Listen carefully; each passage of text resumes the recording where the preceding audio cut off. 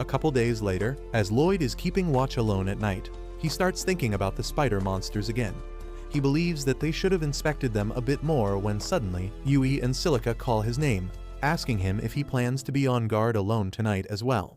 Lloyd affirms, and the girls grow worried about him because he has been pulling all-nighters for quite some time now.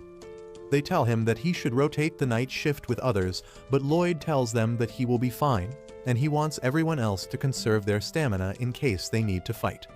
Yui is about to give him a lecture, but then Silica stops her, asking her to respect Lloyd's decision, but she also asks him to inform them if things get too tough for him. Meanwhile, Cross and Dagas just watch this scene from their tent, worried about Lloyd's stubbornness. The next day, they resume their journey, and as they take a break, Lloyd tries detecting any monsters near them. He is relieved when he senses none, but then Yui comes running to him, asking what is he doing.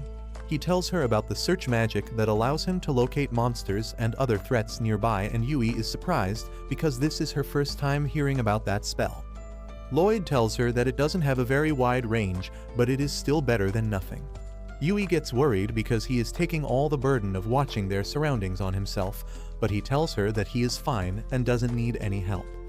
That night, as Lloyd keeps watch all by himself yet again, Yui says that it seems that he doesn't trust them at all, even though they are friends now.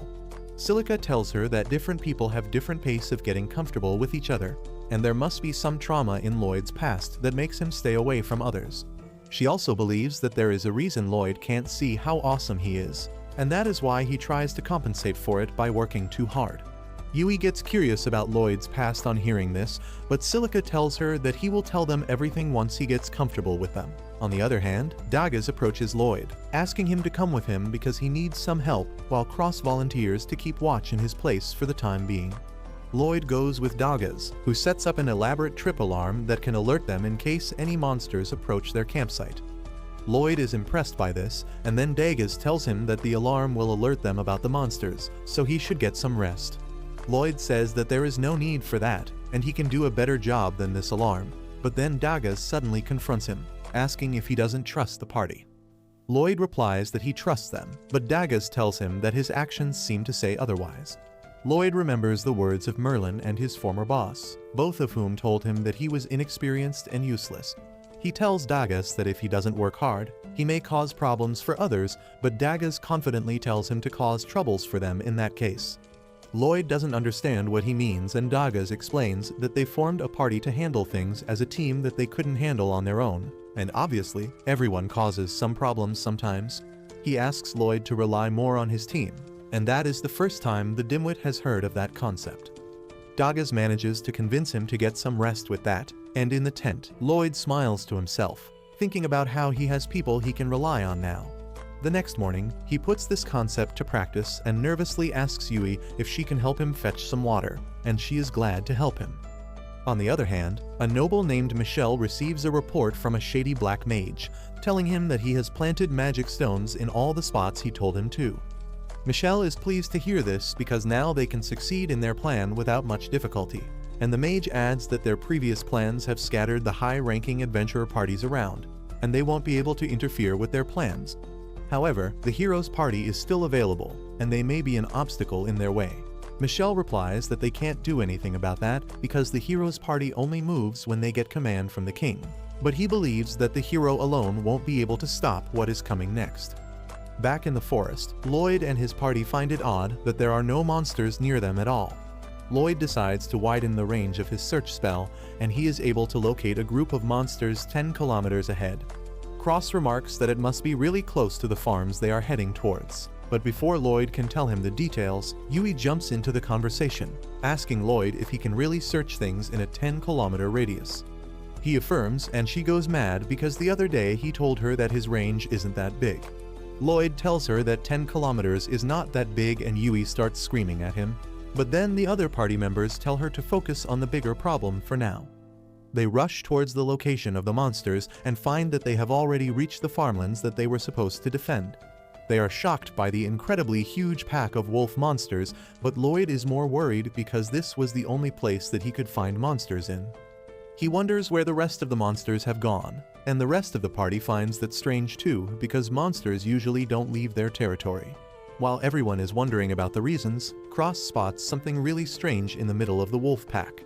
The others can't see it because they don't have eyes as sharp as him, so Lloyd uses a spell to give himself telescopic vision. Thanks to that, he is able to see a strange black rock in the middle of the wolf pack.